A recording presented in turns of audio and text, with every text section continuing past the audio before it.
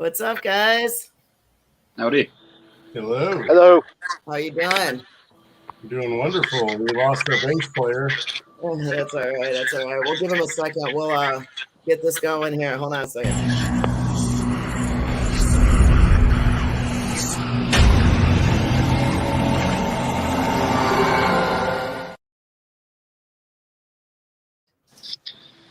All right. We are going to jam out to the Noble Savage. Check it out, Crusadist.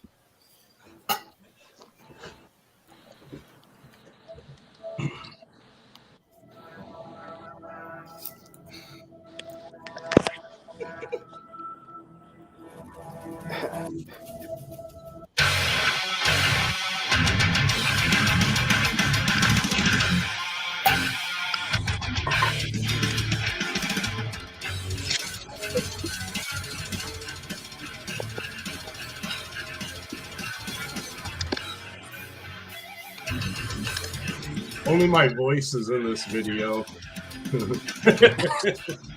I'm not in the playthrough.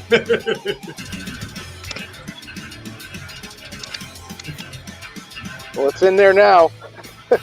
Hey, I'll smoke to that.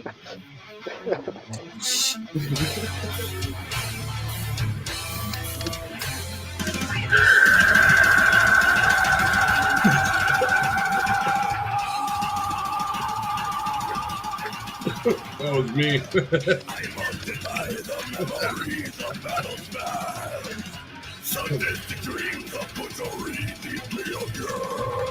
The noble savage, if I'm a marauder, royal assassin, lifter of slaughter. The mercenary of the heaven cries, barbaric menace, no more butchery. The noble savage, despotic horror, bringer of heaven, ruthless destroyer. Sean, are you singing now? Yeah. And it sounds like I'm underwater on my computer, but Yeah, same here. it still sounds pretty cool. We should release a version of me doing Noble underwater. Yeah. I think Deathlock already did that. Did they? Oh, damn it. Oh, man. There's Kevin. There he is. Yeah. That's why he's not here. He's there. Look at that hair, Aaron. God damn. What? Look at your hair. Oh, I know, right? I'm working on it, man. I'm working on it. I seriously thought Kevin shaved his head. I was very relieved to see that he didn't, because I'm the only bald dude today. There's only enough room for one bald guy. Yeah, there's only one room. Oh, yeah.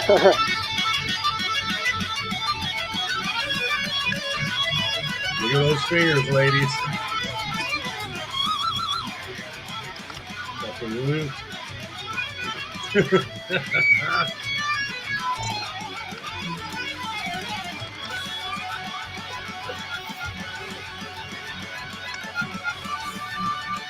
guitar looks like a toy. That giant in that fucking video.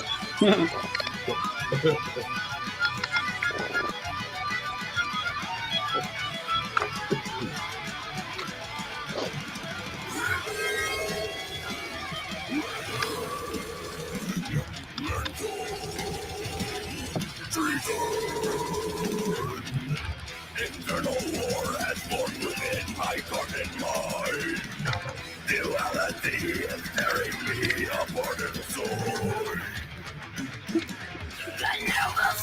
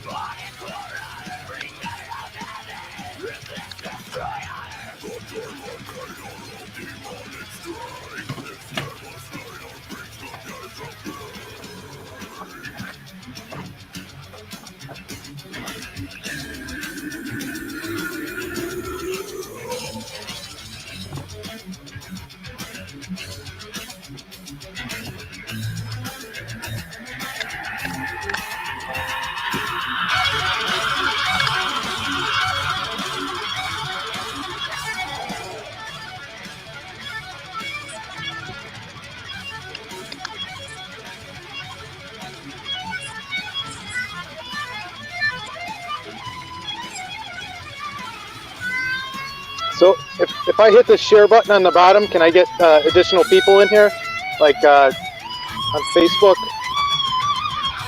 Yes.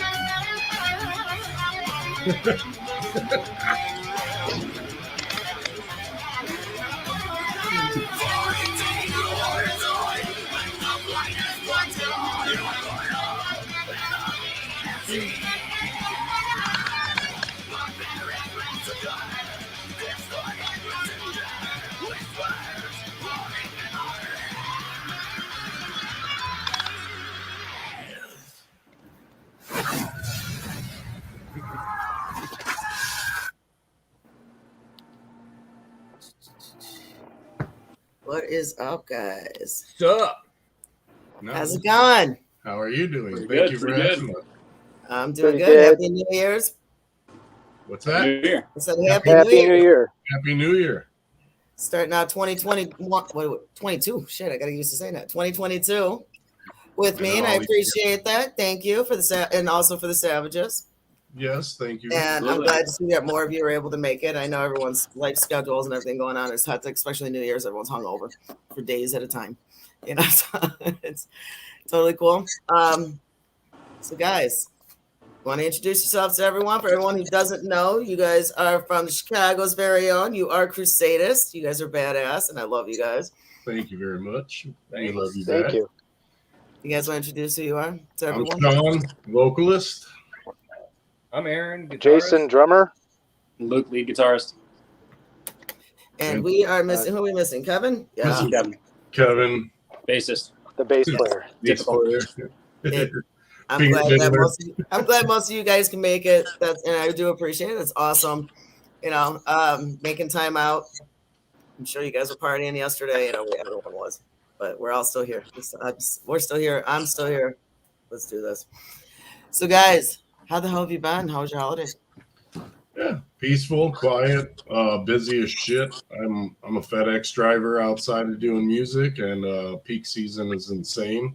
So I've just been working my days away, and then whatever little free time I've been helping prepare for this upcoming tour.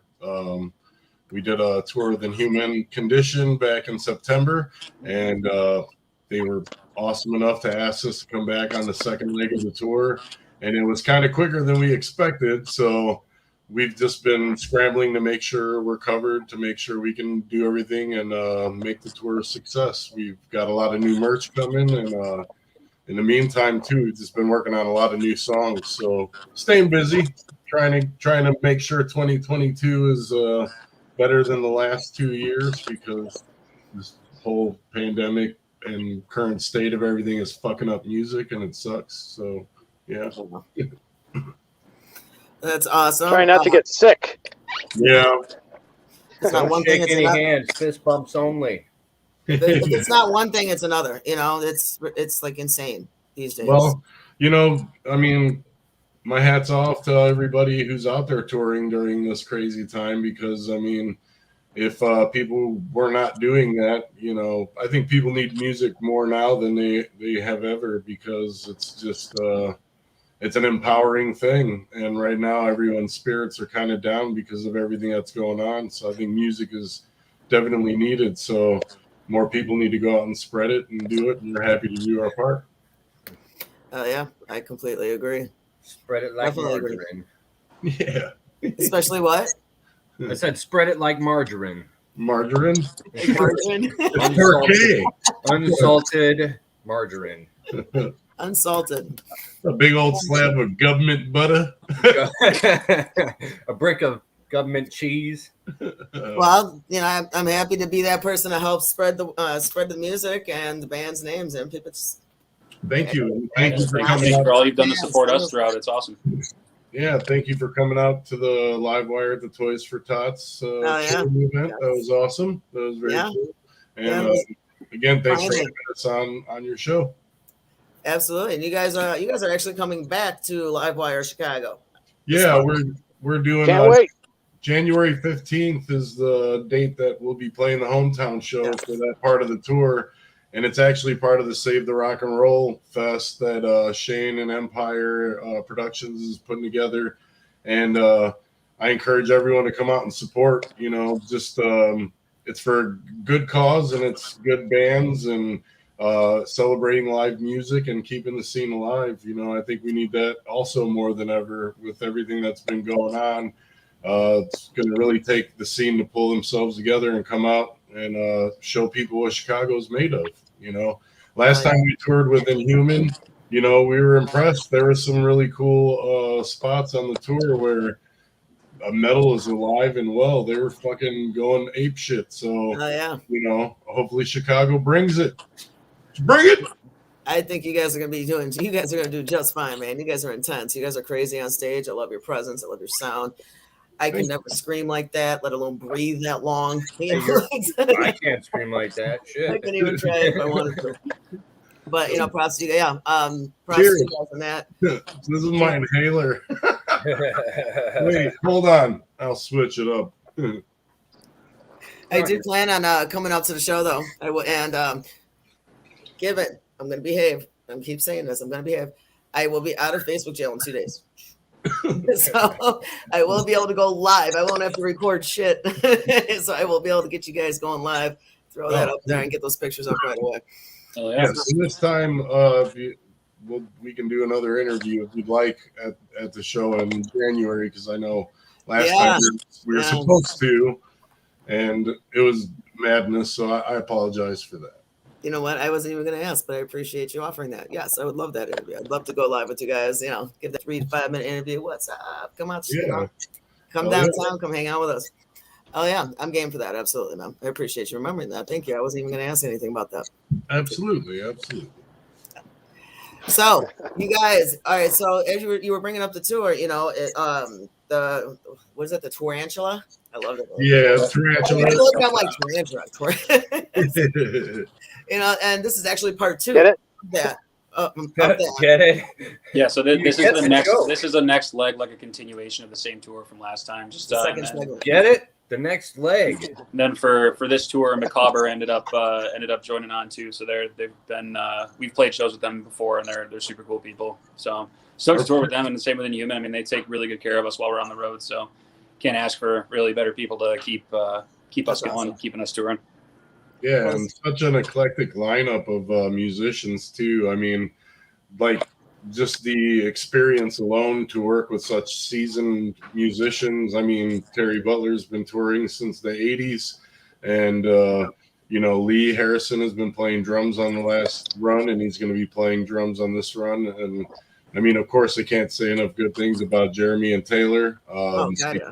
They did the production on our album, The Unholy Grail, and they did a killer job. And they've just been good friends as well as good, you know, comrades in this pursuit to keep pushing metal through the country and through the world. You know, I mean, they've been a big help and mentors in many ways. You know, right? And you know what? They're amazing guys. I mean, the shit that they alone have accomplished in their lifetime and in their careers. You have some awesome backup for this album. You know, really, really cool and happy for you guys. You know, I'm glad to see you guys are going back on tour. That's awesome. You started out East Coast, now you're hitting the Midwest.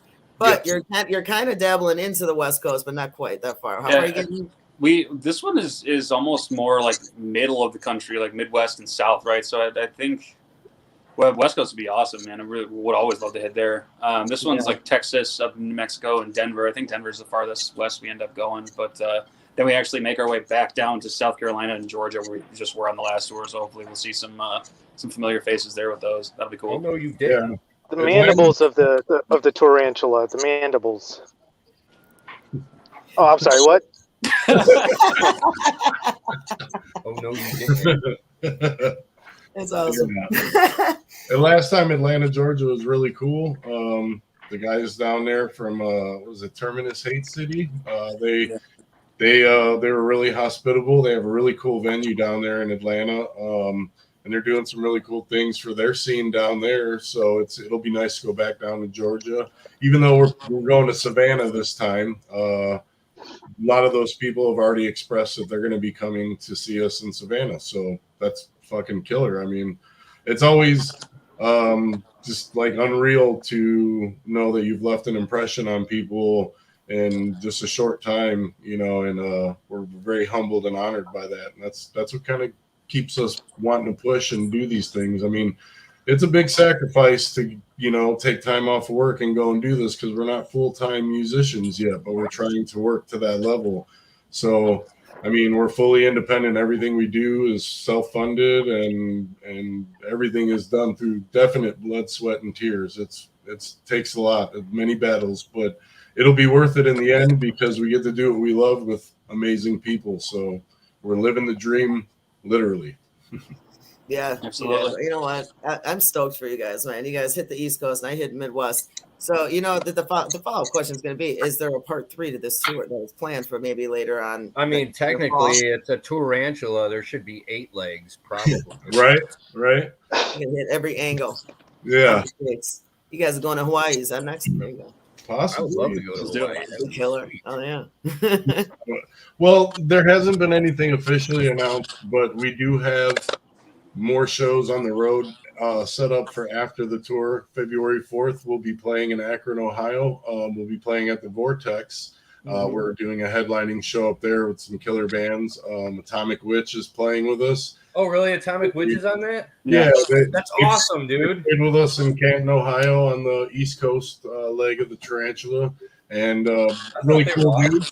Very, very cool people. And Vortex is awesome. It's a super cool venue. We've played there prior, and we're happy to be asked to come back and do a headlining gig. So that and much more is to come. We're currently under Extreme Management Group, EMG. Our manager, Greg Shaw, is working hard behind the scenes, helping set some things up for us. So we'll have a lot of announcements coming in the coming months. Right now, the tour is priority, but when we get back, we're going to be hitting the studio. We have a lot of new material, not just an album, but plenty more. So we'll be announcing stuff up and coming leading up to the studio time in March. And you know what? So long deserved. You know, that was actually going to be one of my other questions. It was eventually, of course. You know, any idea of another album coming out anytime soon? Next album is pretty far along. I mean, I think they counted yesterday. We have 13 new songs, 12 new songs. So we got a lot of material to work with. So yeah, next album's coming along really good. I mean, everyone in the band works their asses off and make sure we got good parts and making sure everything's strong material, especially once you start dealing with the business end of things. But it's coming along really well, and I mean, possibility of splitting up into a couple like different small releases and stuff like that. But no, the material itself is coming along really strong. I can speak for myself at least in saying that I'm super proud of it, and I think the next record will definitely blow some minds for people that were fans of the Unholy Grail. Well, Unholy Grail is a badass album, and you guys, when did that come out? That came out what, 2019? 2019, yeah. Yeah. Okay. And you guys have been killing it since. I mean, it definitely hasn't gotten old at all. You guys destroyed it on stage. You know, so Sean, the whole breath and vocal thing, I just don't get it. Maybe because I'm a smoker. I don't know. But I'm a smoker too, but not cigarettes. I'm talking cigarettes. See, I think this is a healing property. No, I know it doesn't help, but no, I mean, I just practice a lot. I do a lot of one-man rehearsal sessions at the practice studio. I don't really have a specific regimen or anything like that. It's just knowing my own body and my own voice, knowing my own threshold, and kind of expanding on that. I like to mix a lot of different, kind of styles with what I do. So I mean, we're a death thrash type of band, but I mean, I just consider us metal, and I pull from every facet of everything I love. Haven't delved into the clean power vocals yet, but mine's more on the aggressive side. But I appreciate that. I put a lot of time into trying to have intelligible lyrics that you can kind of hear, because I put a lot into the lyrics, so I want people to understand what I'm up there screaming about. Hey, I heard you do some of them power vocals at practice. I mean, did he? We're gonna try to get you to do some. Yeah, they were good. Oh yeah, you got a little bit of Amy Lee in that throat. I got a bit of everything in, Yep. in this throat. Sean, is your cam stopped? Well, then I want to hear some. Why are you looking away, Luke? Don't look. No away reason. from the camera. No reason. Just trying to Are figure you out what you're shy? sticking down your throat while I'm not looking. This guy cuddles me on the road. Don't let him fool you. I know they're gonna cuddle Yeah. each other again. Our hair gets Two biggest fuckers in the band sharing the bed every night. Something's going on. Well, I then can't just sleep next to you for 2 weeks and not do something about it. we got time. We got time for story time. If you guys want to tell a story, I mean, we got time. We're in Staten Island. We will be here for hours. We will be here for hours. Yeah. We'll have to continue this then. We can tell them about story Vinny. time with Crusadist. This can be a thing. It could Oh be a yeah. Story time with Crusadist. thing. We'll have to have an episode a week for the next 6 months. Yeah, I was gonna say this would have to be weekly. I mean, I definitely love the idea of you guys coming back. 'Cause, you know, the bands that we do interviews with, it just to me makes sense to come back every 6 months. Where you been up to? Did you come? How did the tour go? How did this go? So much can happen in 6 months. It's so quickly too. Absolutely. So definitely would love to, especially if it's just in time for the Tarantula Part 3. Yeah, right. Coast, when you guys get invited to come back and hit the West Coast, definitely kill it out here. And I say out here because yes, I'm in California right now. I have no pity that I missed the snowstorm. I love Chicago, but I'm on vacation and I'm out in San Diego right now. Nice. Yes, Nice. yes.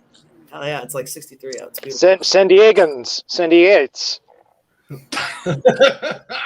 Suffocation. I'll take it. San Diegans. Yes. Anyway, So I'm out here for the New Year's. It's really cool, and I'm still here for you guys too, regardless, vacation or not. I'm here for the music. Thank So you. that's love. I'm just saying. Okay. Thank you. So guys, let's talk about the video. Now it was actually. Oh shoot! Hold on. I just switched off. There we go. Even though it was a lyric video, which is great. Honestly, I love lyric videos. Okay, because sometimes you can't understand. You got to hear it 50 times in your head before you know what the hell they're saying. So for me, that's actually cool. And it's trippy. That video is trippy as fuck too. I think That's a I think new one. surprisingly, compared to other death metal bands, that Sean's vocals are actually a lot more like audible and like understandable than a lot of other bands. Yes, Yeah. you guys are. You are. And Thank you, Aaron. Well, I told you. I just wanted to let everybody else know. Yeah, thank you. You're welcome. No. aw, The reason Sean's yeah, camera's he off focused because on it he in the films himself studio. and He he's told him focused that. on making sure. He focused on it in the studio, making sure that his pronunciations were very, very done right. Yeah, Very every good. every time he screwed up a word. Yeah. Flashing. you say you guys gonna start a jar? He's got to throw the quarter in every time he screws up something. Dude, I'd be Yeah. rich. If I did that shit for me, I'd be rich. I'm telling you. Is that like the curse jar for adults? Yeah, I'd be fucked on that. I mean, just forget it. In one day, gone. That shit would be full in one day. So, okay, I don't know if it's just me, but Sean hasn't moved. What's going on with your video? I know. That's Sean's what I camera- just sent him a Sean's message. camera. I'm like, is your camera frozen, bro? He's like, his face is on pause. I don't know. Really? Yeah. I can't see him at all. I can hear him. That's probably because I've been smoking this whole time and I fucking got my camera high. I don't That would know. make sense, son. That would make absolute sense. Let me Completely. see. All right. How's it now? Can you see me now? Am I We moving? saw a red dot. You're just not moving, you know. I'm not moving. Very stoic. Okay.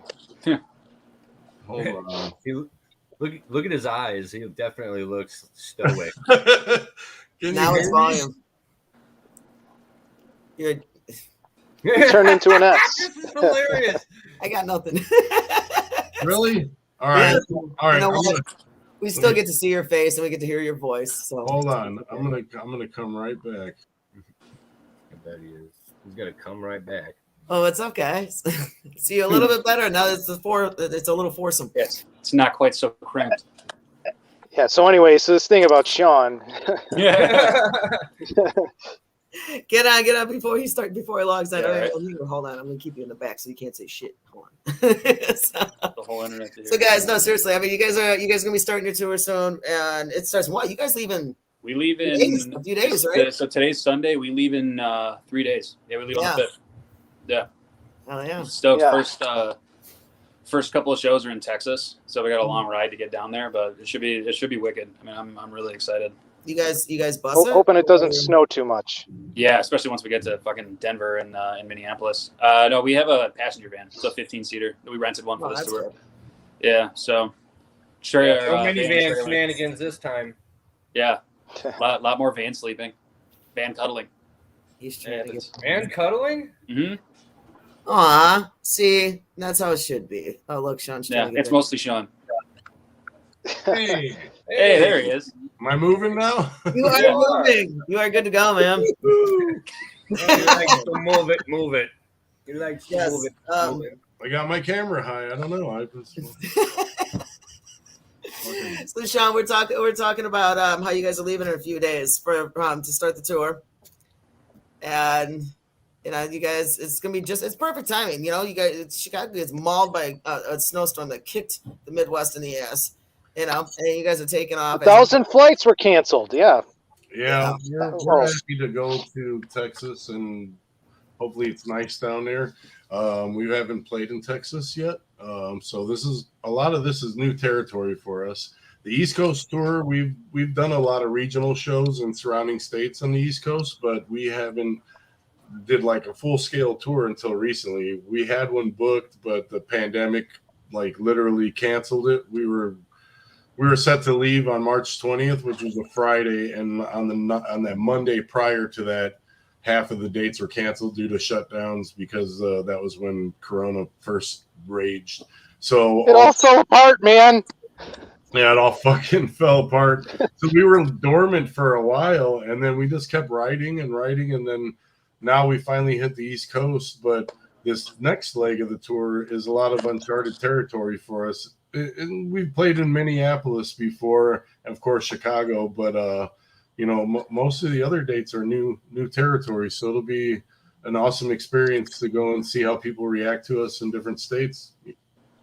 Yeah, what? And Yeah, we're just excited. I mean, it's so much fun to play and you know, perform the music that we've all actually done a lot, and like, you know, like we've been saying, yeah, like we've put in a lot of work and effort, blood, sweat, and tears, and then the best part of it is when we actually get to go out and, you know, we perform well and people seem to like it, and it's a good feeling. I mean, it's a lot of fun, and it's why we're doing this. It's just what we all enjoy doing. It's a source of joy. Yeah, it's So, gotta be a wait. rush, man. I can't imagine what it's like to be on stage and just tear it up, whatever, you know, whether it's the drums, whether it's the mic, whether it's the guitar, it doesn't matter. Just do what you guys do, man. Our show in Chapel Hill, that show on the tour, that was like that was pretty wild. That was like life changing. Yeah, it was the second day on the tour. We drove from Chicago down to basically to Tampa, and then we played in Orlando. And then the next day we had to drive to Chapel Hill, North Carolina. And it was when we met up with False Prophet, which if you guys haven't heard False Prophet, I highly recommend checking them out. They are awesome dudes, very fucking talented.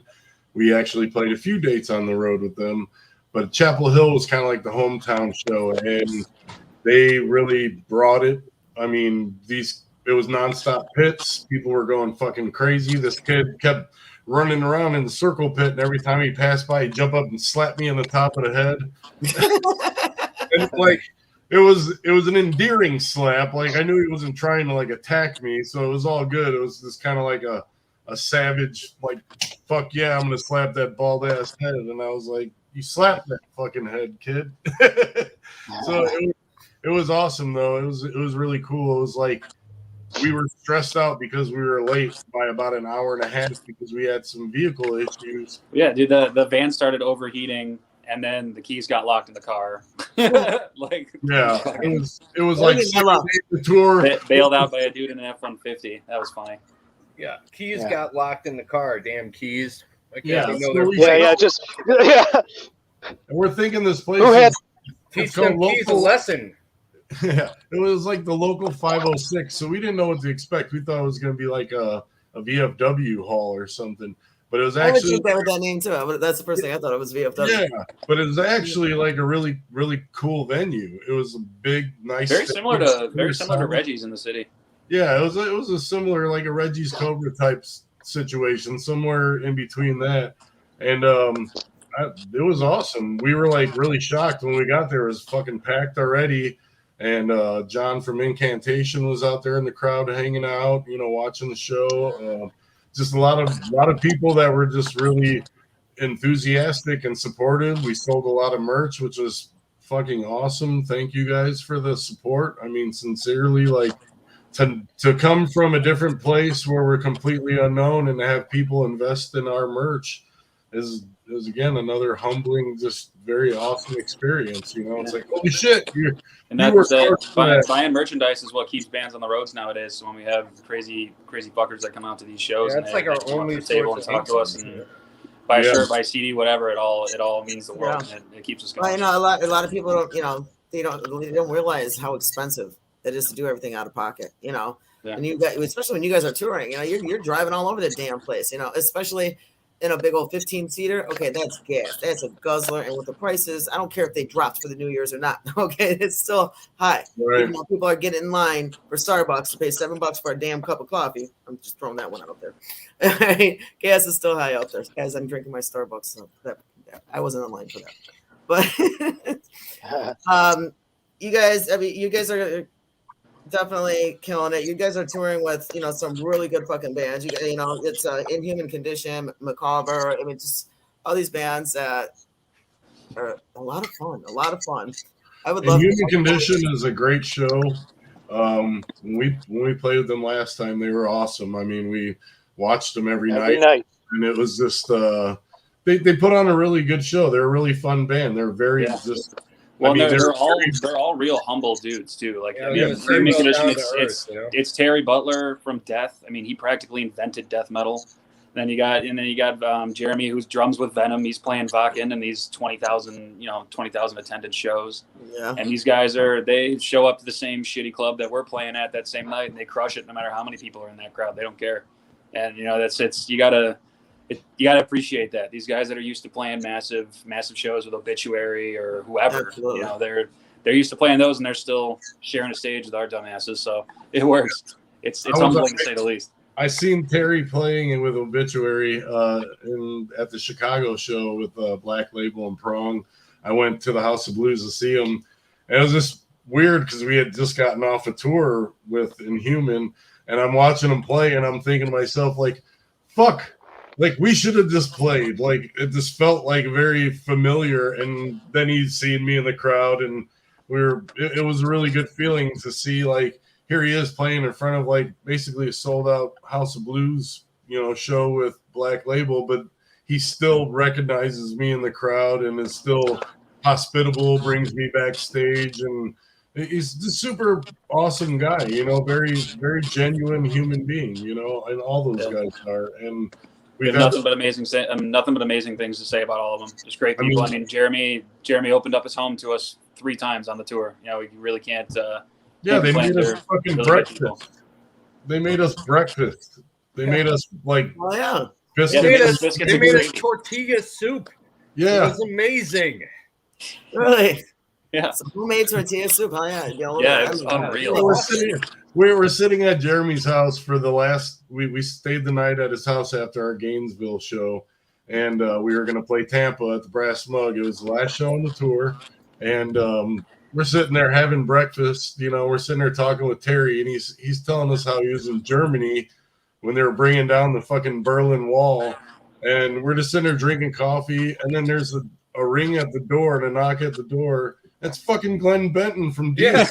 He pops his head in, and he's like, "Hey, I need my tools." Yeah, because Glenn Benton lives down the street from Jeremy, and heard you guys like hammers. So, so it's just like such a surreal experience, like to just be there hanging out, drinking coffee, having some breakfast, and to be like in the presence of these pioneers of the music we love. And I mean, that's one of the big things about us with Crusadist. You know, we think of ourselves as the torch bearers. We're carrying the torch of our predecessors and trying to keep something that's pure and rooted with our, you know, our pioneers, but with our own essence, our own twist to it. We made it our own, but you know, we're just trying to carry the torch and keep it alive, you know, and do our part to keep metal going and etch our name in the history books of this time period, you know. So to kind of have the wisdom and the guidance by these people who are, like I said, the pioneers, the ones who started it, it's a very humbling and honoring experience, you know. I say humbling because I mean, it's just, you know, we're just normal people, and we're they treated you like family, and that's awesome. You know, they didn't put themselves on a higher horse like a lot of, you know, musicians or just even actors and actresses want to do. You know, they actually were humane. They're fucking regular people, and that's awesome. They took care of you guys, man. Jeremy and Taylor, yeah, it's like, they've stayed at my house several times too, and other projects. When they toured with the Absence and Necromancing the Stone, they crashed at my place when they were in town a couple of times. So it's totally like a family thing. It's, you know, a brotherhood of musicians, and we're all trying to make it, and every little bit helps. You know, it's awesome to see that people are willing to open their homes to one another and help out, for sure.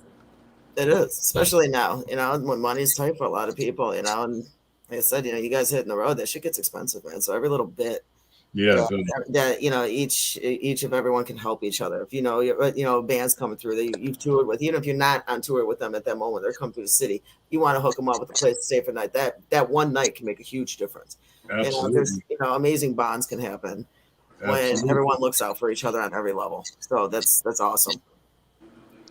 So yeah, we'll see. I mean, gotta keep it.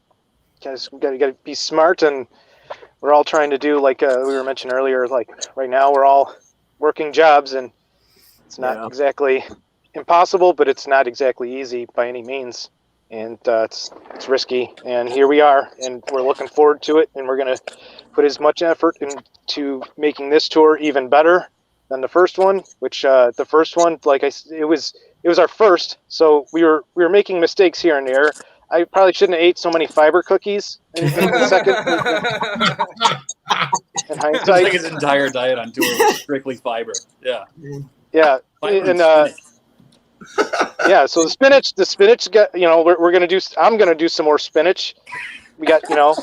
We had to bury him in. I remember you dropping that can of tuna and mayonnaise all over your knee, and you're you didn't even read. You just looked at it. You're like, oh shit! It just kept eating. Just like slapped it off. You'll get that stench off. I'll deal with it later. I'm more hungry because I'm gonna start calling you Stinky Knee. Oh my god! Just tell people he had a rough night. He had a rough night. Stinky Knees. It's funny. See, I do things I shouldn't do. Like I normally don't smoke when I'm on an interview, but sometimes, you know, sometimes I break my own rules. It happens. It's okay. That's why I told you guys, smoke away. I normally don't smoke either. Whenever I normally don't smoke either. I'm kidding. I do all the time. Most of the time, I'm good. I have done it periodically, but you know, whatever. I'm on vacation, so I can break rules. New Year's. It's New Year's. We're celebrating. I agree. Hell yeah. Any New Year's resolutions? Hell no, because then I never disappoint myself. New Year's resolutions are bullshit. It's a nice Tell us thought. how you really feel. Same me, New Year. The way I feel is, all right, my New Year's resolution is to put out a lot of music and to go as far as I can to the end of the year and then beyond. You know, I want to make it to the West Coast in 2022. So, yeah, I'm putting it out there in Canada. That'd be cool. Canada. Canada. I want to go to Canada and California. I feel you. I don't want to leave. I don't want to come home. I want to stay here. I don't want to California. California. Come to Yeah, it's California. a beautiful state. No, it's gorgeous over here, man. It's absolutely stunning. It's Everything's on a hill. I mean, It's driving me nuts. Everything's on a hill. Definitely can't drive drunk through this town. But Now you have some good breaks. yeah. Moving forward. All right. So, who writes the music? We'll go on further with the interview. Who does all Kevin. the songwriting? It's all a collaborative effort. Kevin, that's why he's not here. Kevin's Yeah, he's It's all writing the Kevin. next record. He's Yeah, back that's why he's writing doing all this the stuff. music. Yeah. No, it's a collective effort between all of us. Typically, I have a home studio in my house, so I do a lot of like the skeleton writing, putting the basic structures and whatnot together, and then sending it off to these guys, and then everyone kind of tears into it and puts their pieces, and our ideas will all eventually start flowing, and we'll obviously make adjustments. Like I said, I send off a skeleton, and then everyone takes that and turns it into a Crusadist song. I mean, once everyone gets their input in it, and everyone has put in their influence and put it into their parts, and they're playing and Sean's vocals, whatever, that's when it really starts to take form. And for some of the songs, effort. for some of the songs, we would all sit down collectively and kind of just, okay, what are we going to do here? And then we take notes sometimes, want to bring notes to practice. Everybody apply this. Okay, does that sound good? I don't know about that. Ah, shit, I like that idea. But then, it's give and take. It's, as Luke is saying, collective. He's the skeleton writer there. He does a great job. He's got I can't wait to sort of get to the final stages of what we have coming next, because he's been writing some really good stuff. Aaron and I got some stuff, and Kevin comes in, he's got some riffs, and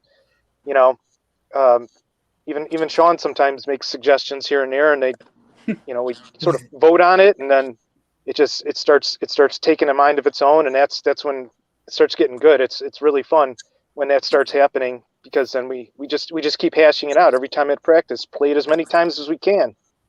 Sometimes it even involves an element of muscle memory, and that's sort of what these songs are of our previous album are becoming now. It's like it's all a matter of just like it becomes part of you, and it just gets better.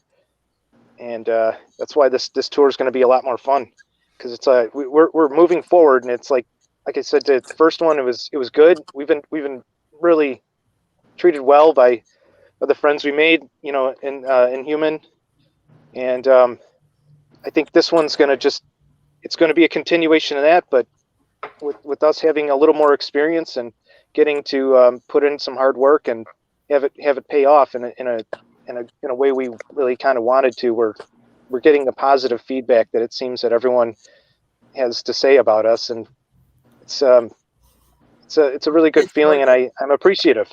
It is definitely working. I think everyone else too. You all can collaborate and bring it together and make it happen is awesome.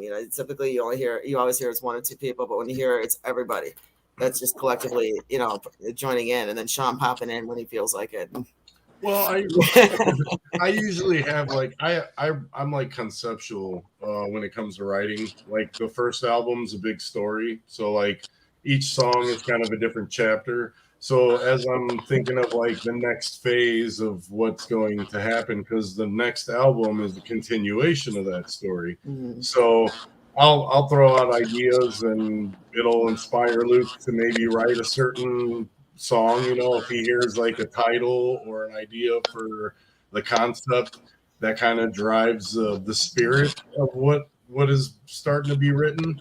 And then, and it works both ways. He'll have ideas for the same, and he'll be like, here's a song, it's more dark, and I was kind of thinking of this vibe, and then I'll come up with more of like a story to fit it together, because it's definitely conceptual. Like everything is a continuation. It's like a parable in a way. It's a fantastical story of real life stuff. Like Crusadist is the embodiment of this warrior, and it's the spirit of the warrior that we all have, that we all need to kind of invoke to kick the day's ass, and to overcome whatever it may be that you're dealing with. And we just kind of write it in a way to where it's a story, and it kind of tells a tale of we are going through personally and as a band. And hopefully it can inspire someone to get over what they're going through. Yeah, and that's one thing I will definitely say about the next record is the tracks are definitely coming from a place of deeper experience, or whether that's positive or negative, but a little bit more of a human aspect to it, which like I said, I'm super proud of putting some of the stuff together and working with these guys and making some seriously awesome material. But yeah, it comes the new stuff just feels a little bit more human for whatever reason. But not that the Unholy Grail didn't. But all are going to be really cool tracks, and I think it's definitely going to blow some minds once it actually gets put out, whenever that is. It's more of a spiritual album in many ways too. It's more of there's a twist to it. There's a big twist of what happens to the Crusadist. The first album, they set out to obtain this antiquity, this immortality, and they set out to conquer and obtain this relic, which was the Unholy Grail. But that was just a metaphor for gaining an immortality, and that was our way of saying we want to make our mark through our art and our music, something that will live beyond us as people. When we die and our bones turn to ash and return to the earth, our music will still be there. So our spirit and our words, our message will live on. And that's where the immortality comes in. And just all the struggles and sacrifice and the battles we had to fight to make all of that happen, is all put into the music.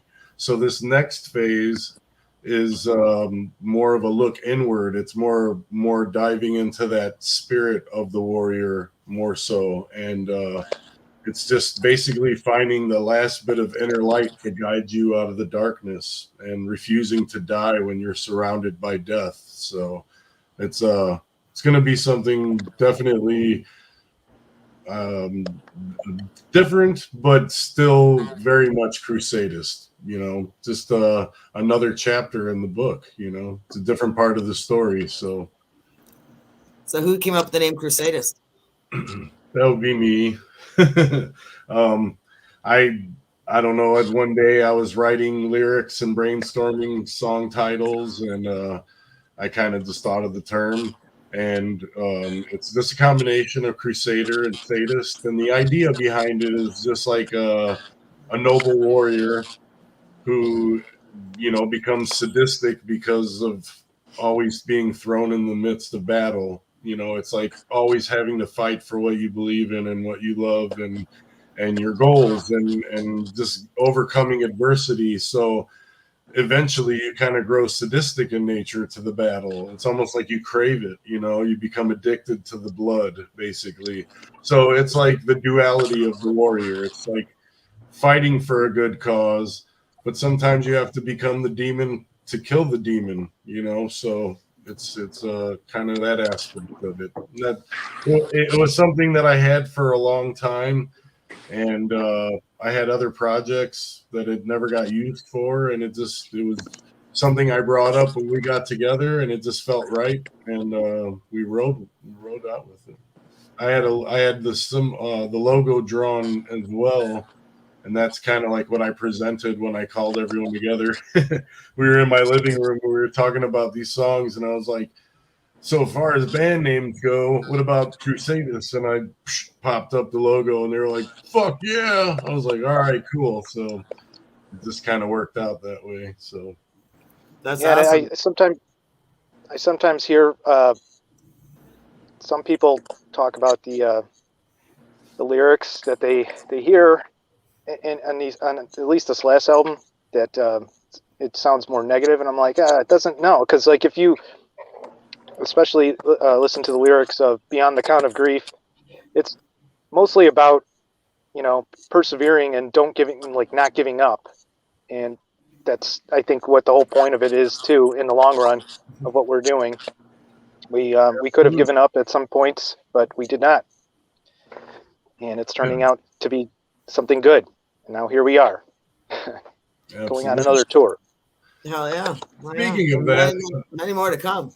Our music is definitely not negative. It might be brutal and harsh, but it's real. It's definitely not something negative. It's not religious. It's not anything like political. It's human and it's spiritual. It's definitely not anything negative. The whole idea of the unholy grail is just it's a forbidden and like forsaken power, and that's what makes it unholy. But it symbolizes this immortality through art, like I said, and the whole battle theme and everything like that is just the struggles of fighting with your inner demons and just fighting to survive in this fucked up world we live in. You know, it's like people go through a lot of personal battles that nobody knows about, and that's what Crusadist is about. It's not negative at all. It's in like Moonlit Brigade is about overthrowing a corrupt king. It's basically about eradicating the fucking bad rulers and employing and implementing a new leadership. You know, it's not negative. It's positive. It's you have to destroy something to build something new. You know, and sometimes it's not a nice picture, but it has to be done. You know, sometimes it has to be done. No, sacrifices sometimes got to be made for the greater good. Absolutely. And you know, corrupt structures and things like that sometimes need to be broken down. And I mean, let's not burn libraries or anything, but you know. No, not burning. I'm not talking about like eradicating history and starting like no. I'm talking about defeating the hang-ups that are in your life that stop you from doing things. You know what I mean? Yeah. It's more personal. It's more personal, yes, absolutely. I think in every aspect, you know, the world's problems are not going to change from a collective group as much as people like to think they will. It starts from within. It starts from the individual. We are not condoning violence. Yeah, no. I am. No, I think it's definitely a very personal thing. The battle is definitely something that people need to fight on an individual basis. You know, and the traditions and values you pass down to your children, that's how we repair everything. You know, it's not going to be a collective big movement. It's going to be a long process of individual healing. That's what I think. I think it more supports personal work and, you know, personal perseverance. That's why music is very much important, because music is a very personal thing. I mean, when you're zoned out and you're listening to music, you're connecting with that message on a different wavelength. You know, you don't even know those people that are playing that music, but somehow you're connected and you can live those memories, you know, and I think that's why it's an important thing to keep pushing to make something pure and authentic for people to latch onto. Authentic. Yes. I like it. And you know what? It makes sense. So, you know, everyone's fighting their own battles, and nobody knows what anyone's going through. You know, what you see on the outside walking down the street ain't shit compared to what's running up here and what they got to come home to every day. Right. You know? Absolutely. That's why it's important too. People need to be compassionate and try and be kind to one another nowadays more so than ever because of that fact. You know, people are dealing with a lot and it's a scary time. So, you know, trying to bring people together in a positive manner is something of great importance. That's another thing that music does, and that's why I'm glad that at least we're over the hump to where we can have live shows, because it's been gone for such a long time. And I definitely feel that was a purposeful thing to dampen people's spirits. You know, like there's definitely like a psychological warfare of things going on when it comes to this whole period in time. You know, music is an important, empowering thing to the human spirit.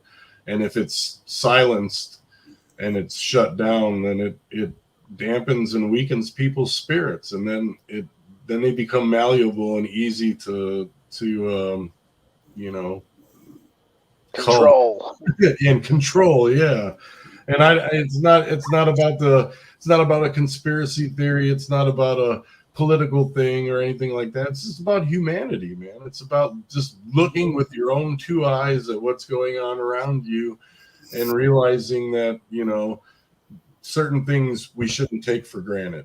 And that's the point I'm getting at. Is certain things definitely need to be preserved and not taken for granted, or else they'll be lost and they'll be taken from us, and it'll be bad. Yeah, I tell people all the time, it's like, dude, just before this whole COVID fucking bitch came around, since the Rona made her presence, I tell people, I'm like, look how much you bitched and complained before we lost simple little pleasures and basics before she came around and tore shit up.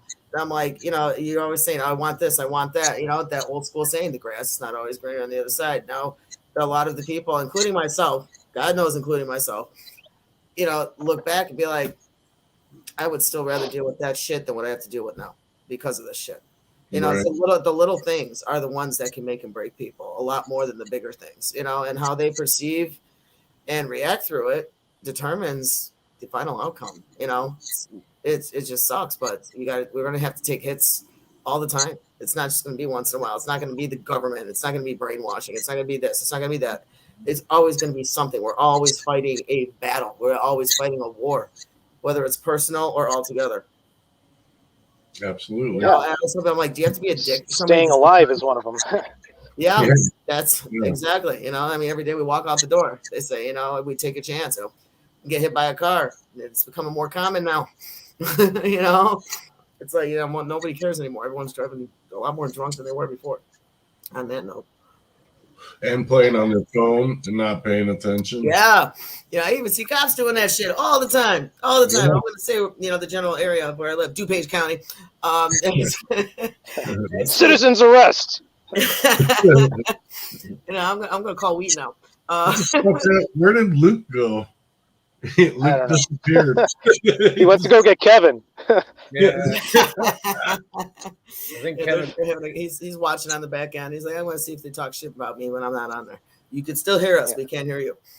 But I see people all the time just be dicks to people just because, and I'm like, just because you don't know somebody, just okay. You're like, okay, I will have a response to people who do ignorant shit. Like most guys will open the door for the next person, whether it's a male or female behind them. Most people don't care. They just do it out of generosity and shit. But every now and then, I notice there's always that one asshole. It's always a fucking guy too. There's always that one asshole who you see actually purposely tries to close that door. And I'm not the type to keep my mouth shut if I see that shit, whether it involves me or the person in front of me. And I'll call them out. I'll be a complete asshole. Most of the time, they're just like, whatever, fuck you. And they move on. Comment. I get that too. But you're a dick. Why be an asshole just because you can? It's like, dude, have some common decency. What you want someone to do that to your sister or your mom, slam the door in their face like, fuck you. Right. All right. I get that. You guys all sound like you're being grounded. We're being scolded. Hey. God damn it! I will hold the door. I'll even stand in front of the sensor just so the automatic door is open for the next person. Right. Jason will ignite the sensor so it opens. All right, here, let me get that for you. Yeah, so you don't step out. I'll make that extra step just for you. Just step out. Touch the sensor. Hold on. There's a sensor. Let me get this for you. So anyway, moving forward. I always get sidetracked so easily. So you guys what are your plans for 2022 besides this tour and hopefully a far West Coast tour maybe down the line and later in the year? What do you guys got going on for this year? Recording. Recording.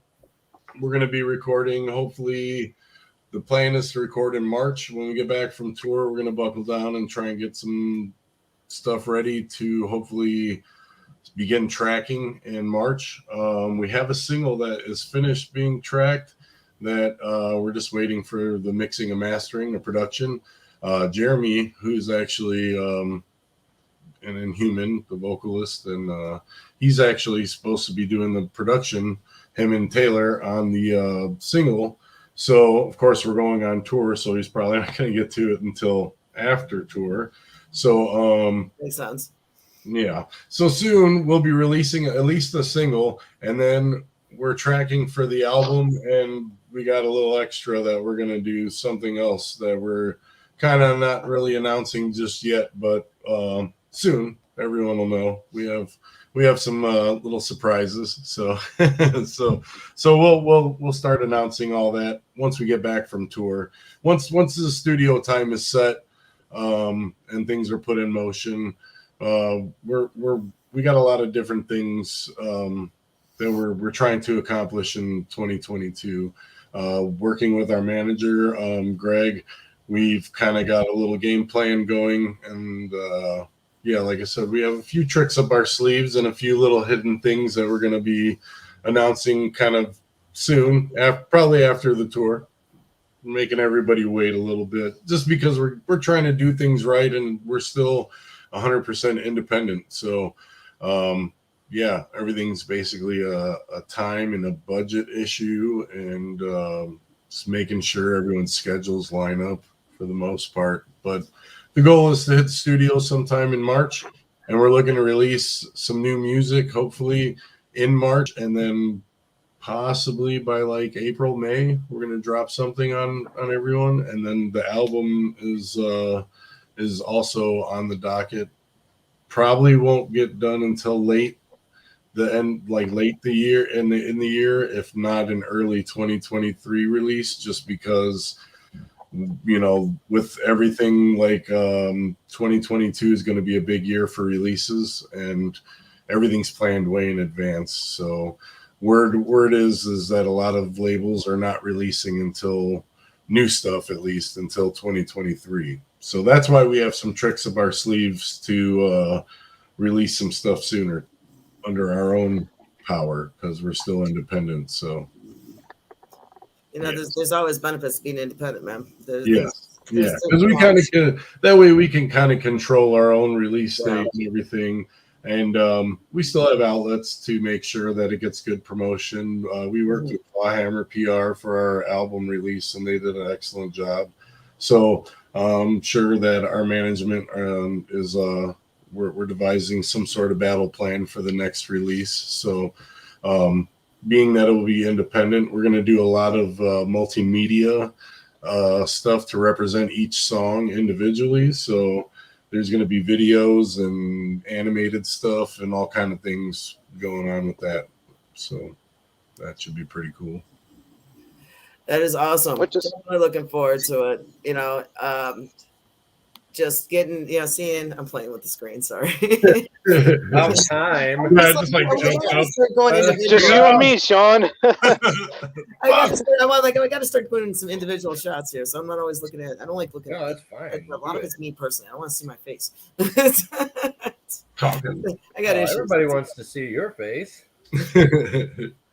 I got issues. I don't know. It's my own personal battle. See, there's a war. I don't like seeing my face on camera. It freaks me out. So that's actually like a thing, like where people it's like a thing where you don't see yourself as everyone else does, you know. Right? Really Isn't that a thing? I really don't. No, I really don't. But let's not go there. This is not a shrink session. I haven't been to one in a long time. Just for the record. Me neither. Very, very, very long time. Like high school. Fuck. Oh my god, I just showed my age.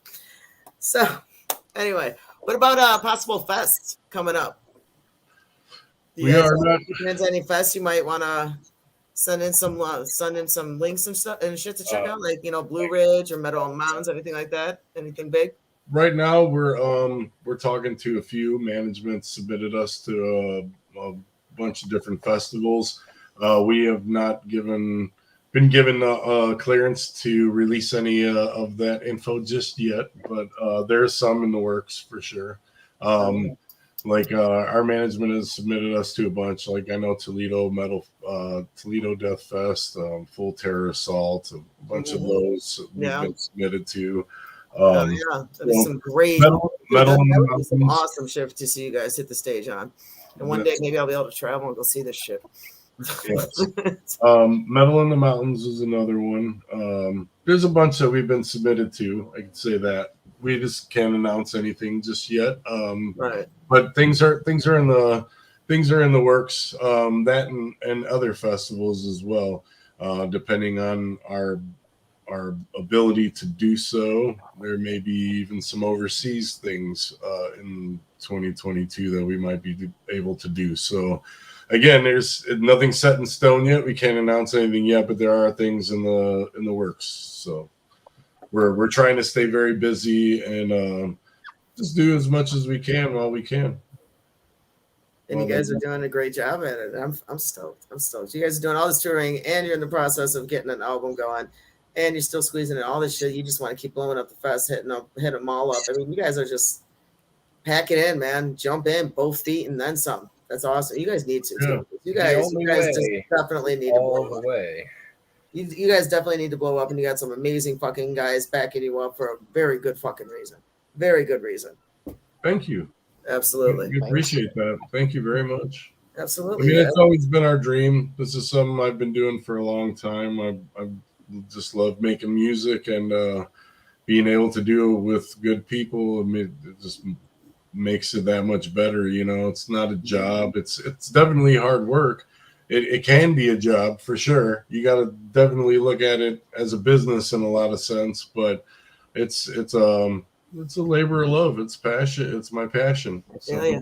You know, I feel you. Except you're getting paid.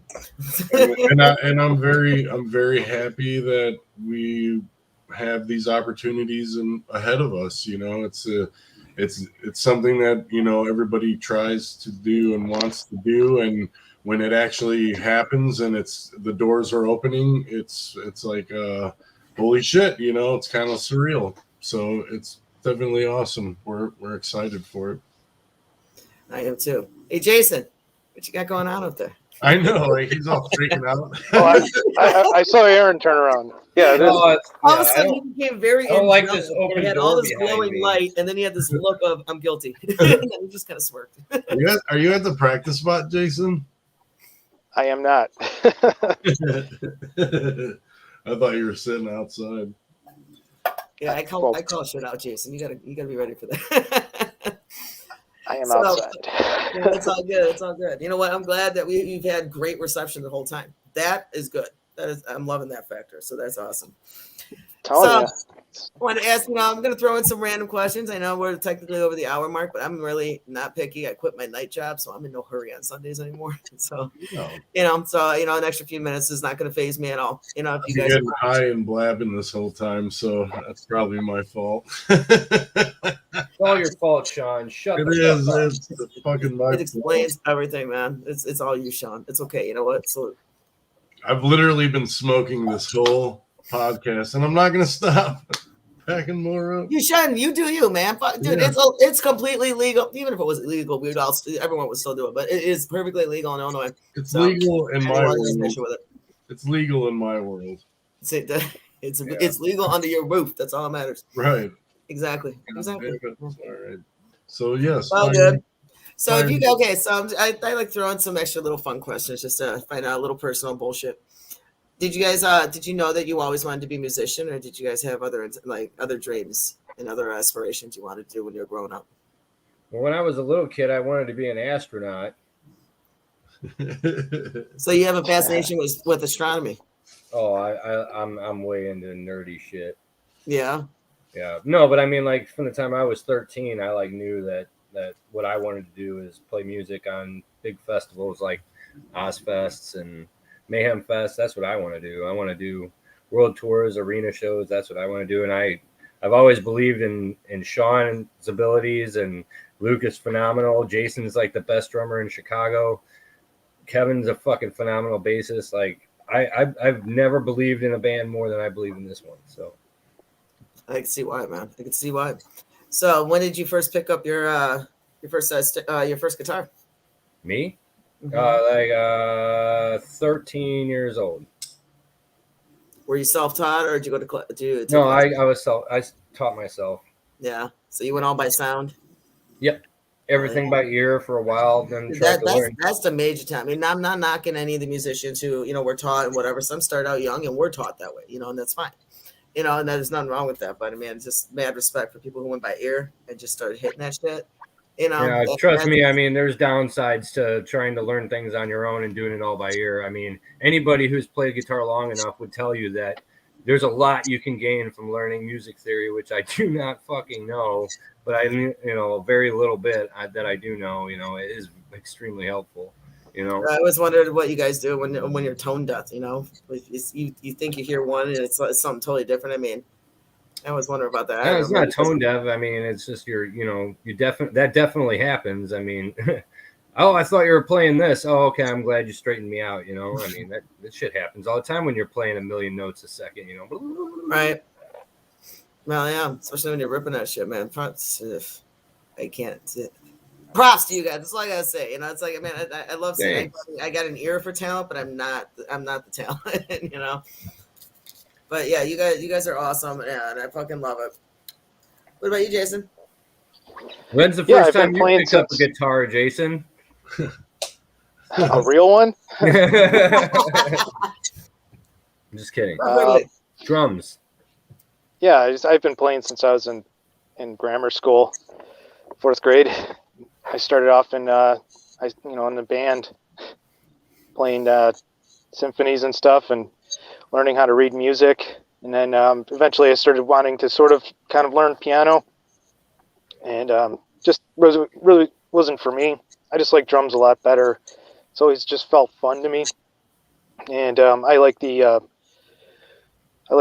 cut and dry of notes. I just like the percussive aspects. It's a lot better than, to me. I mean, it's more fun to me than to necessarily play melodies. But then I do like to play melodies with my drums whenever I can, you know, and I feel the inspiration to do so with fills and whatnot. But yeah, it's just I've always been a musician. I started in, you know, also a high school band too, and at one point I decided to go to school and sort of let go of the instrument for a little while, but then it didn't feel right, and I was really missing it. So I started playing again, and eventually I ended up running into Aaron and Sean through someone at the practice spot. I believe that let me know they were looking for a drummer, and we hit it off. You know, like we started writing these songs damn near 10 years ago, and probably even more. And they've turned into the first album pretty much. And when Luke came into it, it really changed the dynamic to the part that we were missing, and that's the more melodic part. I mean, it's just something I've always loved to do. Yes, and I feel it brings me the most joy of a lot of things that I am into, and I'm really thankful and appreciative that we're even getting to do this. And I'm glad I'm in the group that I'm in now, because I feel that for a long time I was kind of not exactly fitting in well, and these guys have really shown some appreciation for what I can bring to the table, and it does seem to fit well. So a lot of the stuff that I listen to is, you know, a source of inspiration, and I like to emulate the parts that I really enjoy about it and try to make what I'm doing authentic as well. I mean, Sean had mentioned it earlier. I try to be authentic and, you know, play stuff that I know I would like to hear. And part of what we did in the first album, I remember I was thinking, like, even if if something were to happen where all of a sudden I'm not involved, I would like to try to write parts that someone else would enjoy playing. And I think I'm still trying to do that, because I want to at least just make something that has some value to the world. I mean, and especially to me, because I like to hear good music, and, you know, there's a lot of good bands out there, and I don't think it's easy to always come across something that's mind-blowing, or at least makes you look at something in a different way, that's at least uniquely interesting. And what we have going on seems to be quite that, at least to me. If other people don't agree, I mean, it's not something I get bent out of shape for, but when people seem to like it, it really does. It feels good, and I'm glad to hear it, because that's really all, like, I know I have been out for doing, and I think the rest of the guys are also in it for the same thing. So to me, I think the best part of all of this is just getting to play live, and that's the most fun. I mean, it's a lot of work, but the fact that we get to play for an audience is it's inspiring, and it's not something that everyone gets to do, and I'm appreciative for it. And I like the aspect that hard work gets to sort of pay off in that front. I don't know. I could go on, but I'm probably rambling. No, you're not rambling. Not at all. You know what, I'm Jason? an idiot. Who I love cares? that, man, because that was so beyond heartfelt. I mean, that shit was straight from the heart. Yeah, I mean, From the the way you heart, said that, dog. I felt that shit. I mean, that's what I love. I love the legit answers, not just shit that's just like written down by the book. This is how you should answer. That We was actually have a book for that. Self-help? I don't know. No. I mean, the book of premeditated answers. I mean, Sean has that. You know what? I that book is outside my door because that shit don't exist for me. I never follow the rules. You know. Well, yeah. I mean, there's a reason it exists. I tried to. I'm trying to. I'm good. Facebook. I'm going to clean up a little bit. Even though I got screwed the last time, but we'll be back in 2 days. That's all I got to say. But All right. But yeah, I know, right? I've been in jail for 2 months. It's coming back. Yeah. Thank God, there's other people. But Jason, no, seriously, man, I feel that, man. It's apparently that the band has definitely hit a chord and struck you in a massive way that has definitely affected your life in a very positive aspect, and that's fucking awesome. That's awesome. The Bad Boys with a big heart. Aww. It's cute. The Warrior Teddy Bears. Yeah. See, that's not a bad thing. That's not a bad thing. At least Sean is like, the duality of the warrior. You know. What about you, Sean? Did you know you were always screaming the barbarian? When I actually, I grew up. I grew up in some pretty ghetto neighborhoods, and I played sports as a kid. So I kind of, like, my mom was kind of like a hippie and played a bunch of like Doors and Pink Floyd and stuff like that. So I was really into like abstract, deep like poetry and stuff like that. And my friend Dave Gormley, he was actually part of Crusadist in the very beginning. He was trying to be a part of it, but he's just obligations wouldn't allow him, and things didn't work out. So he was never officially in the band, but he was part of it. And well, anyways, he inspired me because he was older, and I'd go over to my friend's house, and he'd be down there playing death metal with his friends, and he had all the, Slayer posters and Iron Maiden posters. And as a kid, I was just like, holy shit, I love this stuff, like the artwork, just the whole vibe of it. It just caught me at an early age. And as I grew up, I liked art, and I wanted to be a writer, and I wanted to do art. I never really thought of myself as a musician at first. I wanted to play guitar. I had an interest in drums.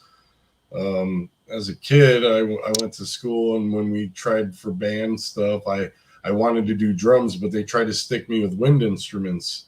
They wanted me to play like sax or clarinet. And I'm like, I'm not playing clarinet. I'll play saxophone. And then my family couldn't afford it. So it was just, something that I was always drawn to music. I just didn't know my place at first, but I was always a writer, and I was always a goofball in school, and I'd always was able to talk to groups of people. So like being a vocalist kind of just started becoming natural. Like I had written these stories, and I was able to kind of put words to rhythms and cadences that would fit. And I was good at doing stuff like that. And I just started becoming known for screaming in the area, because I grew up in kind of ghetto areas where, I was kind of a weirdo for being a metalhead. I'd show up to school like a Deicide shirt on, and everyone would be like, this motherfucking Satanist, like, hey, in a weird vibe. But I was still cool because I was goofy and I was a pothead. So everybody was just like, the dude's, there goes Sean, fucking. But yeah, I always wanted to do something creative with art or writing, and I actually went to college for business. So I've always been interested in like marketing and advertisement and things like that. So the band just kind of encapsulates all of that. I get to write my poetry, my story, my feelings in a literary sense, but then I also get to perform and have a good time with groups of people, and create cool music that's inspiring, and it's like very therapeutic and cathartic, like I don't know, metal vocalists scream because it's typical of the genre, but I think it relates to me more so because it's kind of an expression of how I feel inside. You know, you ever just have one of those days where you just want to fucking scream? You know, it's All like, the time. well, that's what the metal kind of the fighter spirit. It's like, you know, like it's coming from a place within. You know, it's like a pissed off purging of this negative energy, and it's redirecting that. So that's why I love doing music, and I love being a part of the creative field of.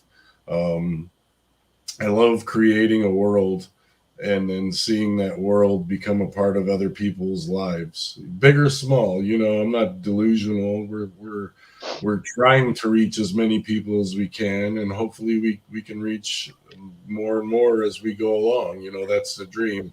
We're fighting to represent ourselves. We're representing the Chicago metal scene, and you know, I mean, we're trying to go out and do the best we can and be the best band we can, and play music that we love. You know, I mean, ultimately, it's just what we find to be relative to how we feel and what we want to hear, and we feel like if you know people of genuine frequencies will be able to tap into that emotion that we're putting out, and that's something that I definitely live for.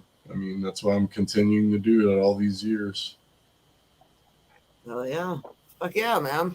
I mean, you could be a worker drone. Some people have great careers that they're fulfilled in, and some people punch a clock and grind their life away hour by hour. And I have to pay bills, but at the end of the day, I don't want to be bound by that. So I want to live the life of an artist and a musician, and I want to be able to live in a different realm, because I can create that world and I could bring other people into it, and nobody could stop that, you know. So that's true freedom, and that's what I love.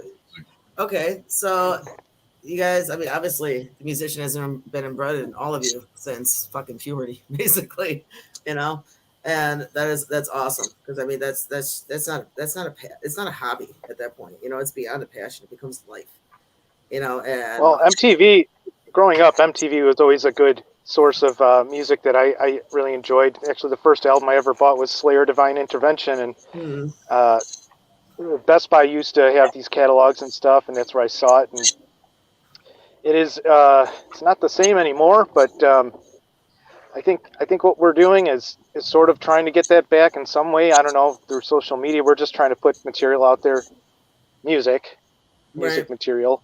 I don't that term when you got to have material. We're musicians, you know. Like this is what I like to focus on, and I think we have a good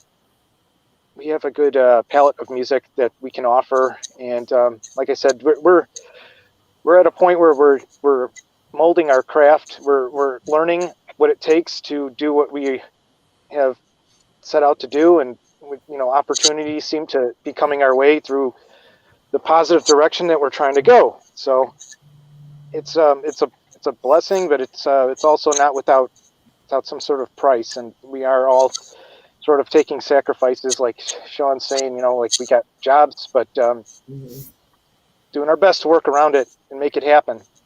And it's I'm a single father, so you know, my son's older now. I had him when I was young. I didn't physically have him. That's impossible. I'm a man, but you know, like when he was born, I was young. So now that he's older, it's made things a little bit easier for me to do this as well. Just because he's more self-sufficient, and you know, it's still, he's always going to be my baby, so I always have to provide and be there for him. So that's another thing, you know. When I'm getting ready to leave for tour, I not only have to prepare for all the things that I have to do for myself and my job and all the bills and the bullshit expenses of life, and to make sure he's taken care of and make sure that he's got things he needs. And I know a lot of musicians are in the same boat when it comes to that. It's definitely tough. That's why it's important for people to come out to shows and to buy merch and to, you know, support the scene and support what's going on. Spotify is awesome to get people to listen to your music, and it's great for people to.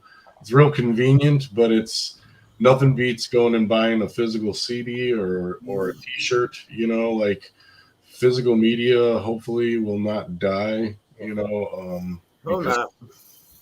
the digital realm is great. It's very convenient. I'm guilty of it as well. But you know, like it's a hard world for musicians out there. Some people think that, oh, you're in a band, you're on tour, you're going out and partying every night, and you guys are making all Yeah, this. good point. And it's like, no, that's not the case all the time. If you partied too hard, you're gonna suck the next day when you try to perform because you're gonna be hungover and feeling like shit. We're not playing. Yeah, I got that question before too. Yeah, you guys. Oh, you went on tour? You did a lot of partying? No, it was. We didn't do any. I don't think.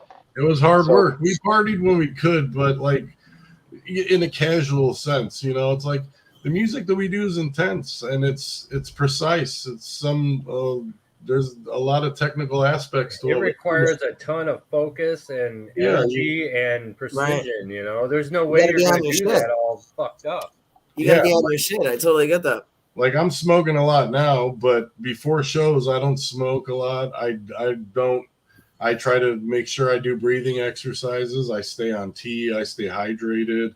You know, just things to prepare your voice, especially when you're doing a show every night, night after night. And, you know, the adrenaline, when you're on stage, you don't realize how hard you're pushing until later when you're like, holy shit, my throat is roached for the night. I can't talk. I got to go hide by the van and, you know, drink some tea and preserve it because tomorrow is another fucking show. So there's a definite, you have to have discipline, you know, like you definitely, it's not a party. Plus you want to be safe. You're driving from town to town with a lot of equipment. And if you're out there just being irresponsible and looking at it like it's a party, you're kind of in it for the wrong reasons, you know, because that's not the way it is. And it's definitely, like I said, a labor of love. You know, you go out and you got to put on your professional face. You got to show up on time. You got to load in. There's sound checks. There's people that are running production that their time is valuable too. So you have to be on your shit. You can't be out just getting fucked up thinking it's party time, you know. Right. Just show up whenever after sound check and totally fuck everything up for the night. Yeah, you know, and then the sound guys will get you. They'll get you if they don't like that too, you know. They'll get you bad. After the show, then, you know, we'll go have a couple drinks, we'll party and casually mingle with our fans and people who are interested, you know, but we'll be at the merch table. Does your van say free candy?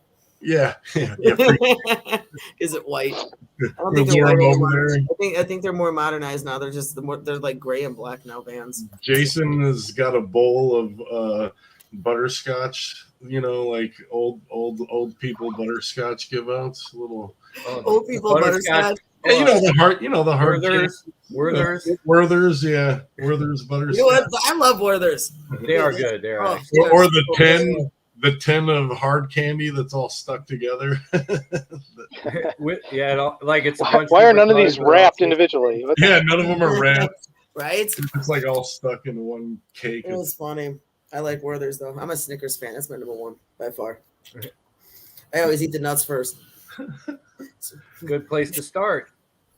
Yeah, we're definitely learning that going out on the road is it's hard work and how does that work? Wait, like that sounds like I know. I was waiting for somebody to say something. Knife and fork? Is that? What are you talking about? Snickers? Yeah. Eating Snickers with a knife and a fork?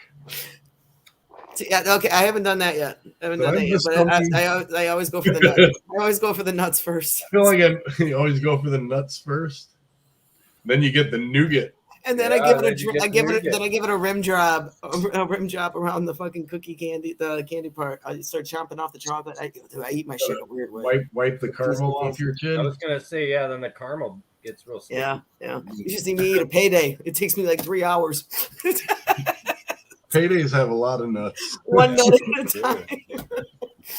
Yeah, it's bad. It's bad. I'm not lying either, but it just sounds so much worse. And they have caramel and nougat. Yes. And nougat. It's a dangerous combination. Yes, it is. All right, I'm getting off this whole nut thing. My mind is just Whole gone nut thing? already. All right. So is there any, so are you guys is there any musicians in the family? Is this something that's hereditary that there's musicians been in your family for a while, or you guys that little black sheep? No, I have no musicians in my family. My mom, like I said, was a fan of music. She was like a concert goer, little hippie lady back in the day when she was younger, and she turned me on to a lot of like bands, like I said, like The Doors, Pink Floyd, Zeppelin, just all the old school bands, like classic rock, and I just grew up listening to that stuff, and she was just always big into like I seen The Wall, like DVD and stuff, like or not DVD back then, it was VHS, but like just stuff like that kind of was in my background, but no musicians. Yeah. So you're the little black sheep. Yeah, pretty much. Shoot, my grandparents, they sing in choir, have for many years. My aunts, two of my aunts sing. My mom sang. She plays piano. My dad played guitar. He was in bands, and so I've got a little bit like in the generations ahead of me, or before me, excuse me. So your family was strongly supportive then when you said that, that you wanted to start playing. Well, until I told them it was death metal, and then they're like, "Oh, oh." They're a little surprised. What kind of music do you play? Oh, I play death metal. Oh. That's pretty much it. Oh. Yeah, that was the end of the conversation, usually. I mean. Well, they don't know what to say. And or it's, death, destruction, Well, I'm not going to lie about it. Right? They're like, oh, I play like heavy metal music. And it's heavy and it's, you just shut them up if they have anything to say about it. Oh, it's death metal. Yeah. Pretty much, yeah. I get that. What about you, Jason? Yeah, I got my brother's he was in a band. He and I were in a band for a while, but I had a friend growing up who started me on the drums, and I like pretty much everyone in my family. My dad played bass for a while. My sister sort of dabbled in it, and yeah, I mean, I would say I'm probably the only one that actually stuck with it, but yeah, I mean, friends and stuff, but not really. I mean, the people I'm mentioning are people who in my family are sort of interested in it, but I'd say at this point I might be a little bit of the black sheep. I don't know, maybe not. Nothing wrong with that, but that's cool. So you do have it in your bloodline, so that's cool. That's cool. Yeah. It's amazing how many people are out there who destroy it on stage, and it's not in their family. It's not something they were raised in, or they were raised devout Catholics and not raised to be this or not expected to be that, and yada yada yada. And they're just they're gonna do them, whether you like it or not. I get it. All right, so I'm gonna ask just a couple more questions. We'll go ahead and close this out. You guys, again, thank you for taking the time out on Sunday afternoon. Just we're crashing 2022 together. Thank you. That's really cool. Thank you for having us. So I just like to know and hear stories, a lot of stories. Like, what is your most embarrassing moment on stage for each of you? Most embarrassing moment on stage. Well, I got one. I know off the top of my head. This was a long time ago. This is before I was even in Crusadist. This is back when we used to play in our local scene, which me and Sean are from, back in Northwest Indiana. And we had this show, this like festival, like out in like a park setting, and we had brought stage pieces and everything. I'm up on the stage and throwing down, and I backed up, throwing down so hard, and I tripped over my amplifier, knocked my half stack off of like a 3-foot drop, hit the ground. That was embarrassing. Did you keep playing like nothing happened, or did you literally? No, I mean it definitely broke and turned everything off. They kept playing. But I had to have looking at you, just like, this motherfucker. Dude, it was bad. But I mean, that was when I was like, 20, 21. Okay, well, how about as an adult, per se? Oh, I'm never embarrassed. Nothing embarrassing? I'm absolutely perfect. Flawless performance. Flawless victory. Right? I was just thinking that shit. Fucking Mortal Kombat. What about you guys? I do not believe that 1 second. I was being totally sarcastic. Back in the day, I was in a band called Apothecarian, and we had an intro, and it was on my iPod, but it was an intro to a demo that we had. So the demo was also on the iPod, and so we go ahead and we play the intro, and then we continue to play the set. And after the song was over, you could hear the demo still playing in the background, almost as if like we had a backing track of our own shit while we were playing. So that was pretty embarrassing.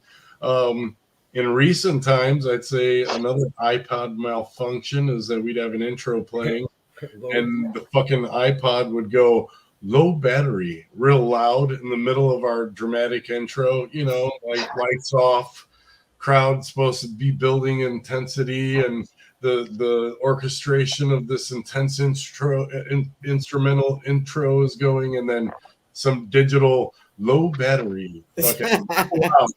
It's like, oh, that's fucking awesome. That's great. Another good one is how I almost fell and knocked over Jason's drum set at Dingbats in New Jersey. I'm trying to move around and let people get in front of me, and I backed up and I didn't realize how close he was. So I'm like falling backwards, but not actually falling. That was pretty cool. It was people probably thought I was doing some weird dance. They're like, look at that guy. He's getting down. Little do they know. He's about to break your shit and take Jason's shit out with you. I got hardware in my ass, and I'm about to fall over. And there is actually video of this. There is actually video of this on YouTube. You know, I got to see that. I got to see that. Yeah. I might post it, but I just I got to see it at least. I was going to say, like, in Sean's defense, I mean, he probably did get whacked in the face with guitars at least 3-4 times. I did. I mean, plenty of times. Shit. Hey, Jason, do you ever purposely just whip your stick at the back of Sean's head just to say, oops, it slipped? No. Look at how he looked at the camera. No. He's like, no. Sorry, man. I got back up though. I'm good. I was wondering about that. And it's, you know, somebody fucks with you all the time. Be like, all right, I'm going to get the son of a bitch. Don't give them any ideas. I'm going to be suspicious when I get hit with shit on stage. And right away, you're going to think of me when that day happens. Where's Fram? Aaron almost took my eye out at the last show. I went down and Aaron went down at the same time, and he came up before I did, and his headstock fucking just missed my eye by like a half inch. It was bad. Some stages are literally not big enough for us because we need room to like throw down hard. That's live wire. The live wire is awesome, but I don't want to rip on any stages or anything like that. No, I don't. But yes, I feel bad for you guys, man. If there's more than even three people on a stage, is still not enough. You know, there's 5 of you. Yeah, we're beefy. I mean, seriously, I mean, you got to have at least a 15-20 footer. You know, just so you have space, just for your legs. You know, we're beefy dudes. We need room. Gotta get some room. Yeah. I just don't want to blind my singer with my guitar. That's all. Space. We all need our space. Hey, you know, I know what I'm getting into when I'm up there with you guys. I just, you know, sometimes you're in a different world. You don't know what the fuck's going on. Sometimes you're so close you can taste each other's sweat when it's flying off your heads. Yeah, that's most of the time, man. Sometimes it's good, and it depends on how long we've been in the van. Tastes like shame. It's like a bouillon cube of sort. Like if you steep a handful of bouillon cube in an old gym sock and made tea. I like bouillon cubes. I love that chicken bouillon. I like that sock soup. I'll drop like 6 of them in water. Bouillon sock soup. We got to get somebody to drink that for a free T-shirt. Yeah. Done. Oh wait, never mind. Call the number below. You know what? we were told that our van didn't smell that bad. So I can totally say I will take that. We're not that bad. No, we're not that. No, we're pretty good. I would have to say. we're not a stinky bunch. We usually bathe and stay hygienic on the road as best as we can. I mean, I was in Staten Island doing laundry like a good little housewife. Like sitting there folding laundry, and everybody's stuff is nice and pressed, and it was a good time. You know, you have to have fresh undies on the road. It's like Lieutenant Dan said, you know, always have clean socks. It's important. Hey, Lieutenant Dan was a very smart man. Don't knock me, Lieutenant Dan. Lieutenant Dan, yes. Dude, oh my God, that's too funny. Okay, how about, let's see, any craziest fan moments? Shit that like went next level. Next level. Someone mentioned something about a hammer. I don't know. We seem to. It was funny. We were just having a discussion the night before or something like that about, you know, we got a couple songs that have something to do with hammers, and some guy at the show that night blurted out, "Yeah, play the one about the hammers." Totally calling us out, and it was just awkward, but it's hilarious, and we took the joke to a little bit of a next level. So what'd you do? We decided that we're going to make the entire album next about nothing but hammers. That's right. I was going to say there has to be a minimum of 3 songs with hammer in the title from here on out. You know what? We have Hammer at Dawn, and then the song we played right after it was Pulverized by Warhammers. Shit like that. That's awesome. That's awesome. Fucking no, what happened was I told these dickheads when we wrote this album, there's a song, The Hammer at Dawn, and we made a coffee about the Hammer at Dawn. Actually, I got it right here. Yeah. There you go. Yeah, there we go. Oh yeah. We had this coffee, and it's the Hammer at Dawn coffee, and so we have a song called The Hammer at Dawn. Well, as we were writing new material, I threw out a title, and I was like, Pulverized by Warhammers. And they're like, oh, yeah, fuck yeah, that's awesome title. And I'm like, yeah, but we got a song named with a hammer in it. And they're like, who cares? Fuck it. You know, it's still a cool title. And I kept trying to change it for months. And every time I got shut down. So I was like, all right, fuck it. You know, we'll have Pulverized by Warhammers. And then somebody's going to be like, oh, yeah, you guys play a lot of songs about hammers. You guys like hammers and blah, blah, blah. And so we're in Staten Island on 9/11 playing outdoors on the tour. And we play the song with the 2 songs back to back about hammers. And some guy goes, hey, play some more songs about hammers. And I just stop and I look at everyone on stage like, you motherfuckers, I told you this was going to happen. So after I'm not embarrassed. I thought it was great. No, it was funny. It was great. I completely agree, man. It was awkward. So then afterwards, like, not really. Then Terry and the guys in Inhuman all started making hammer jokes the whole tour. And at our very last show on the tour in Tampa, I dedicated Pulverized by Warhammers to Inhuman for the hammer joke. And little did we know, but they came up on stage and assaulted us with blow-up hammers. It's not a joke. This happened. They just started throwing a bunch of fucking hammers at you guys. There's inflatable hammers that they brought on stage. For the blow-up hammers. Yeah, they were like blow-up hammers, and they had them rush shipped to their house during the tour. So when we got back to Florida at the end of the tour, they got these hammers and then blew them up behind stage, and then waited until we played that song and came and beat us with hammers. You guys got to get some hammers made now for merch. Yeah, that's get your band name written on that. Hell yeah. Yeah. Engraved hammers. Fuck yeah. So that'd be sweet. $12 a hammer, $12 a hammer, $15 a hammer. Depends who you go through and how many people buy it at Menards. Yeah, buy right. Like it's a real hammer. Buy your own hatchet and have shit. Just carve that shit in. If you're gonna build, I built this deck with my my Crusadist roofing hammer. You know, that'd be sick, man. I'd be like, dude, what a fucking legend. Oh, yeah. Like your roof will never leak now. Yeah, Right? it beats the shit out of rain and ice. Like it beats it. It's armor. Dude, that would be some cool shit. They have a multi-functioning hammer. Be like, watch this. You know, there's your infomercial right there.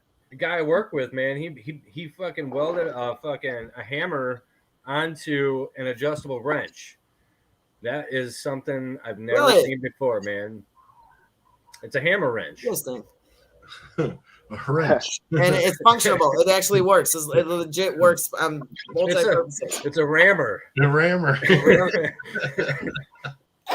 With a W. It's a fucking rammer. I love it. Is it bad to say I want one? No, you can get rammed all day. It's a rammer. It's fucking funny.